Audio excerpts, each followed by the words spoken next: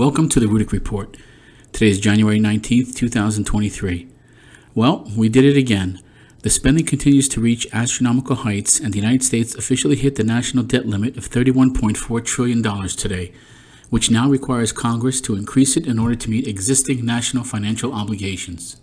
Janet Yellen, the Treasury Secretary, notified congressional leaders in a letter today that she is implementing extraordinary measures to meet U.S. financial obligations, as reported by Breitbart News. Quote, "I respectfully urge Congress to act promptly to protect the full faith and credit of the United States," Yellen wrote to House Speaker Kevin McCarthy. House Republicans have indicated they will demand deep spending cuts before agreeing to raise the debt ceiling, while the Biden administration wants the debt ceiling raised without conditions. Last Friday, Yellen warned congressional leadership that failure to raise the limit in time would cause irreparable harm to the United States economy. Despite that warning, and the fact that raising the debt limit is a routine action that has happened under both Democratic and Republican presidents, House Speaker Kevin McCarthy told reporters this week raising the limit without cutting spending is off the table.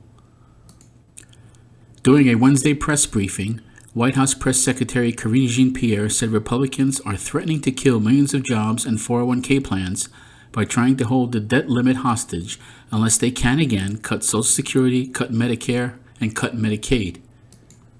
She said the Biden administration will not negotiate and the debt limit should be raised without conditions. Jean-Pierre said President Joe Biden will not allow Republicans to take the economy hostage or make working Americans pay the price for their schemes to benefit the wealthiest Americans and also special interests. According to Yellen, it's not clear exactly how long government cash and extraordinary measures can work to fulfill the nation's economic obligations, but said it's unlikely resources will be exhausted before early June. So what are these extraordinary measures Yellen can take? Well, she plans to redeem existing and suspend new investments in the Civil Service Retirement and Disability Fund, which provides defined benefits to retired and disabled federal employees covered by the Civil Service Retirement System, and the Postal Service Retiree Health Benefit Fund. She also said that she will suspend reinvestment of the Government Securities Investment Fund of the Federal Employees Retirement System thrift savings plans. The actions sound complex, but really boils down to accounting moves to reduce the financial burdens on the government. These two actions include selling investments to raise cash for the government and not reinvesting some retirement funds to hold the cash and not generate new debt.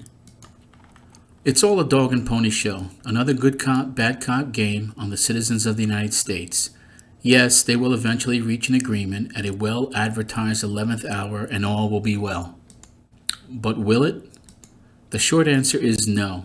As the debt continues to climb to staggering heights, the dollar continues to weaken, and the rest of the world realizes that the United States is living on borrowed time. Eventually, the confidence that people have in the dollar will collapse, and it is at that point that the dollar becomes worthless, much like the economy of Venezuela. Personally, I hope the Republicans hold out and truly make changes and cut funding for several programs and let the economy rebuild. This constant raising of the debt limit is unsustainable, and truthfully, we are at the point where soon we will not even be able to service the debt or simply pay the interest on the debt we have incurred. Think about your own home and finances. If your credit card debt has reached its limit, do you just take out another credit card with a higher limit and keep going until there's no mathematical way you could pay the debt off? No. And why is that? Because it makes no financial sense. This is where we are as a country. The government is spending money as if there is no tomorrow, and maybe, just maybe, they know something we don't. Maybe there is no tomorrow for them. But to keep spending like a drunken sailor is irresponsible, careless, and enslaves the country to a lifetime of higher taxes. Let's hope McCarthy will be different and hold Congress's feet to the fire to make cuts and start reducing our debt to sustainable levels. Thank you for watching. If you found this content useful, please subscribe, and if you're able to, please support this channel by visiting our affiliate links provided in the description. Until next time, this is the Rudick Report.